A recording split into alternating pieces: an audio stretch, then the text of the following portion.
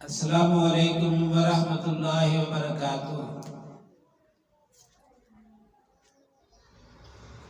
عن عائشہ رضی اللہ تعالی عنہا قالت كان رسول الله صلی اللہ علیہ وسلم يقول في ركوعه وسجوده سبحانك اللهم ربنا وبحمدك اللهم اغفر لي۔ صدق اللہ العظیم۔ میرے بچوں، میرے برادر، کل کا ہمارا سبق تھا رکوع کے بعد کی دعائیں، جو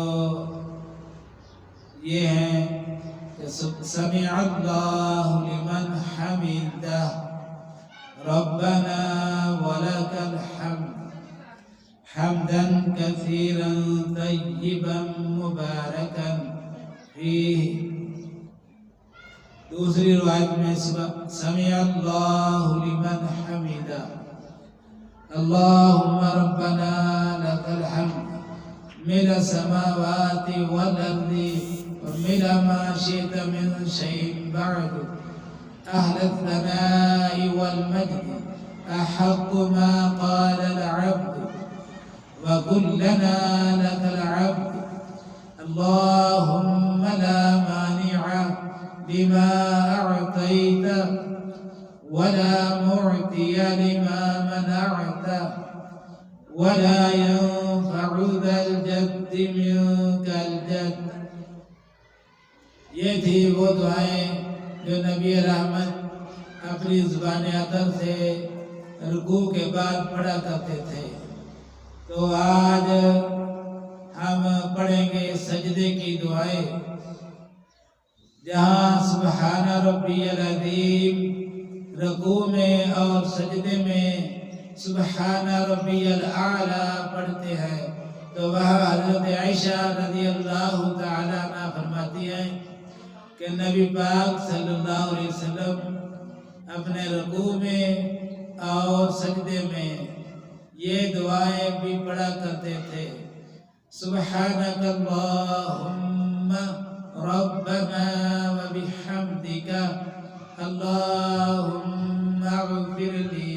سبحانک اللہم ربنا وبحمدک اللہم اغفر لی۔ یہ بخاری اور مسلم کی روایت ہے، اور ایک روایت میں سبوح قدوس رب الملائکۃ والروح، یہ الفاظ بھی ملتے ہیں۔ تو میرے بچوں، میرے برادر، سامعین، سننے والوں، یہ دعائیں ضرور یاد کر لیں۔ آج رحمتوں کا اور برکتوں کا مہینہ ہے، جس میں نوافل میں، تہجد میں یہ دعا ضرور پڑھا کریں تو بہت ہی لذت ملے گی آپ کو۔ لمبے لمبے نبی پاک صلی اللہ علیہ وسلم سجدے کیا کرتے تھے، تو آپ بھی نوافل میں لمبے لمبے سجدے کیا کریں اور ان میں یہ دعائیں پڑھا کریں۔ سبحانک اللہم ربنا وبحمدک اللہم اغفر لی۔ یہ بار بار کہیں، اللہ سے معافی مانگے، اللہم اغفر لی، اللہم اغفر لی۔ تو آج کا سبق یہی سجدے کی دعا ہے۔